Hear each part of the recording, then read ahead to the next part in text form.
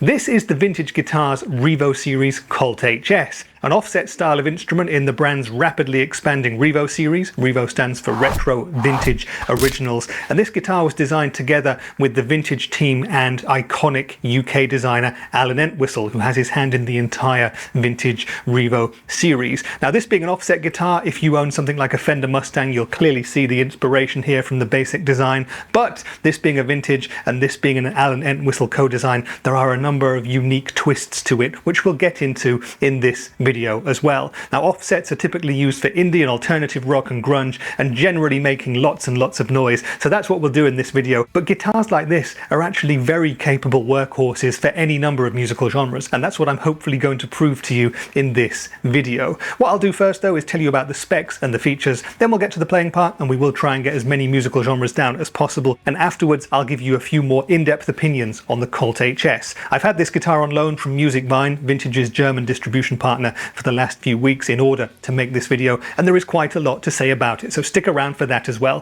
Timestamps to everything down there in the description and the comments, but we'll start with the specs and features. Now again, if you know Mustangs, if you know offset guitars, you'll quite clearly recognize the shape of this one. It's finished in this beautiful Blueburst finish, and if I move us around to the back there as well, you can see that the Blueburst finish continues here as well. It's a lovely looking guitar. We've got a bolt-on neck, and we've got a big tummy cut there too. Now, underneath this beautiful Blueburst finish, we have an Akume body here. We've got this rather nice looking tortoiseshell scratch plate here that goes very well with the blue finish, in my opinion, and the first twist comes in the shape of the pickups. We have a set of Alan Entwistle pickups, we have a single coil in the neck and a humbucker in the bridge, and that's fairly unique among Mustang styles of guitar. Now, in the neck we have his Astrosonic ETS2. This is a vintage single coil pickup in the Burns sort of style, I would say, and in the bridge we have his HV72 humbucking pickup, which looks very similar to a Fender wide range humbucking pickup. And finally, looking at the bridge, offset fans will be pleased to see that we've got Vintage's combo bridge vibrato, so classic offset wobble action should abound with this guitar.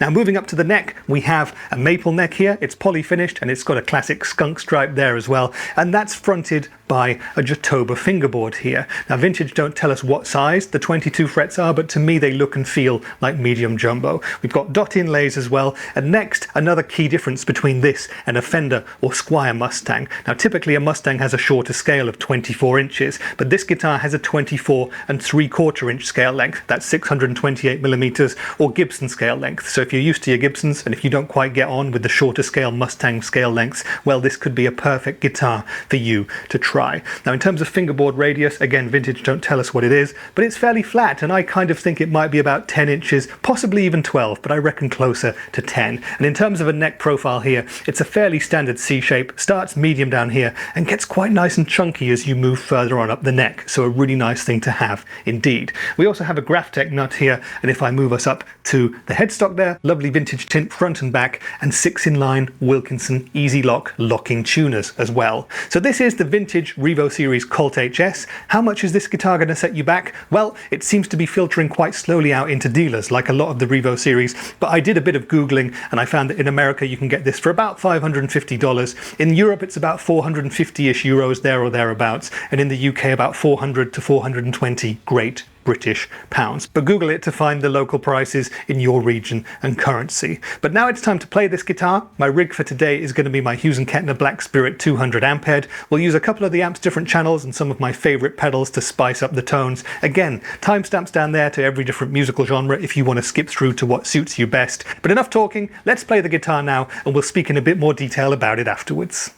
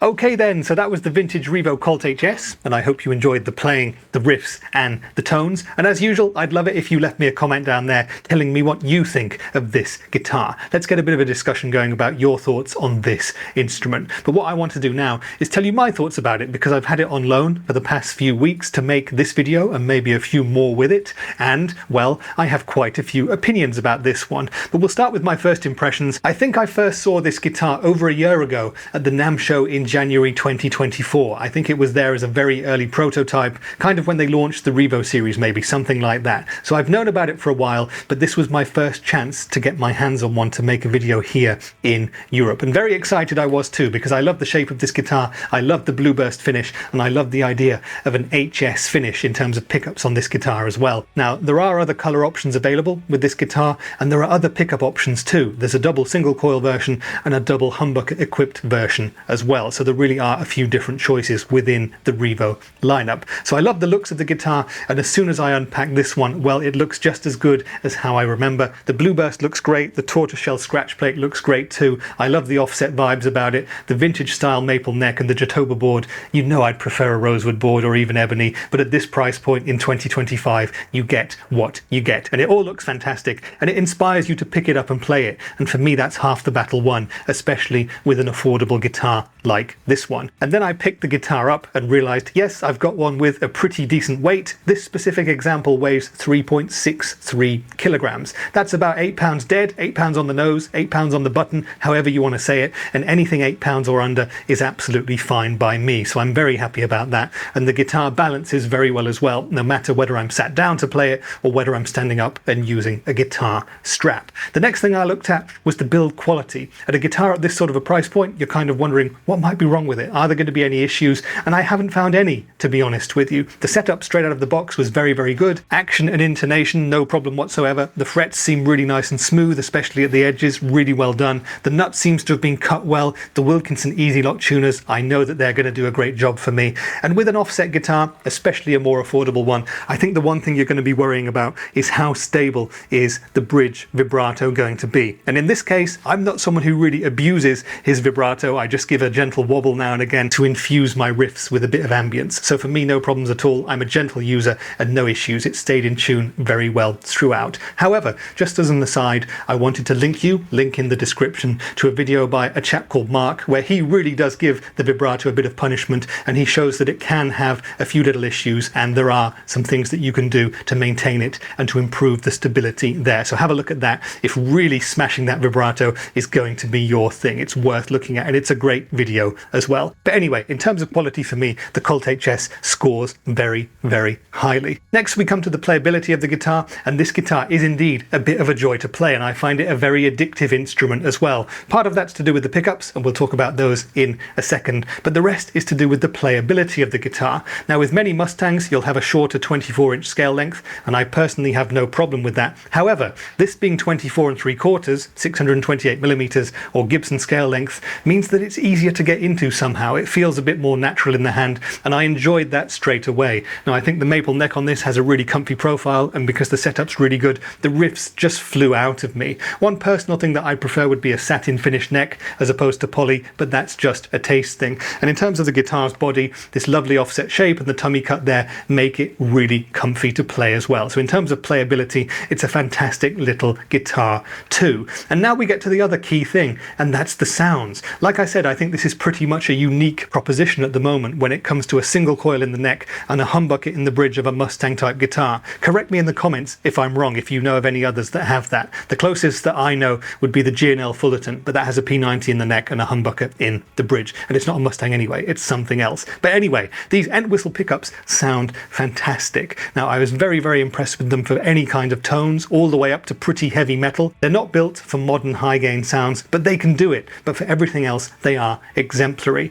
Now, we started with clean tones and we got some lovely warm sounds out of this bridge humbucker. It's quite a vintage sounding humbucker to my ears, really nice and earthy sounding. And the single coil was a surprise to me the whole time. Now, if you'll notice, it's kind of tilted in the direction towards the treble strings, a bit like the bridge pickup on a Strat would be. And I think that gives it a bit more bite, and it's a really nice sounding pickup. Now, it's apparently inspired by vintage Burns guitars pickups. I don't have much direct experience with those, but if they're anything like this, well, I need to try some Burns Brand's guitars as well. So for the clean tones, we were getting great vintage sort of sounds, great for everything from strumming and country and folk through to more modern indie sort of riffs as well. Adding in a bit of delay and reverb from my Source Audio Collider, and we had some fantastic ambient sounds going on, perfect for offset lovers. But what offset lovers also tend to love is a bit of dirt. Now in this video I engaged my newly acquired Marshall 1959 Super Lead pedal, dedicated video on that elsewhere if you'd like to watch that one, and well, that gave us some fantastic tones for indie rock and also some thick fat tones for classic rock, AC/DC and airborne style riffs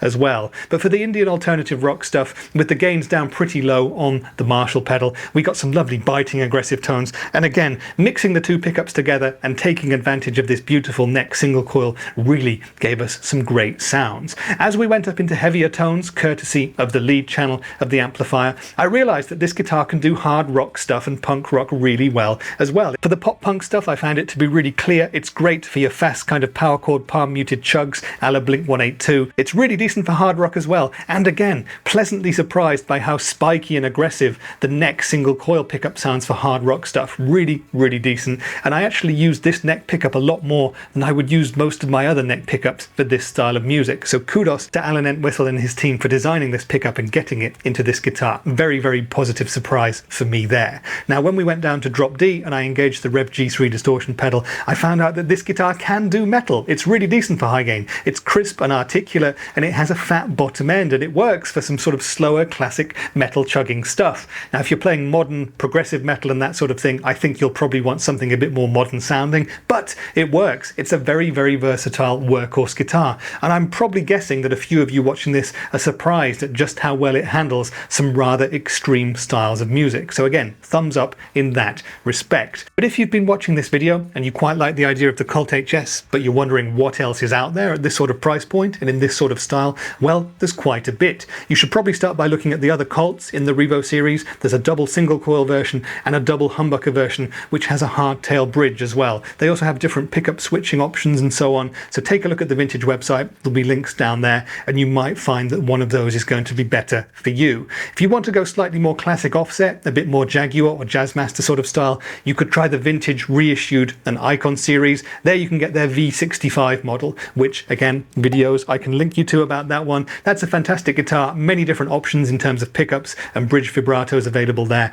and there should definitely be one that floats your boat. The Icon series is also relics if that's your thing. I know that divides opinion, but I find them pretty darn cool. Now if you want to look at other brands where you could go really cheap and start down low for about 200 euros, so about half the price of this guitar, with something like the Harley Benton MS60. Video of that one if you'd like to see it, and I might compare these two guitars in a sneaky little video at some point, so let me know if you'd like me to do that. So Harley Benton have the MS60, which is a great Mustang style of guitar, and they also have the fantastic JA60cc. Video again, lots of links for you today. That's more of a Jazzmaster Jaguar style guitar and is a fantastic playing and sounding thing too. Now the other obvious contender to the Colt and the REVO series for me is going to be the Squier Classic Vibe lineup. There you can get Mustangs, Jazzmasters, Jaguars in many different styles to suit any different taste. So check those out. Those are probably going to be similarly priced, possibly a little bit more affordable than the REVO Colt HS. You could also go super cheap in the Squier series if you want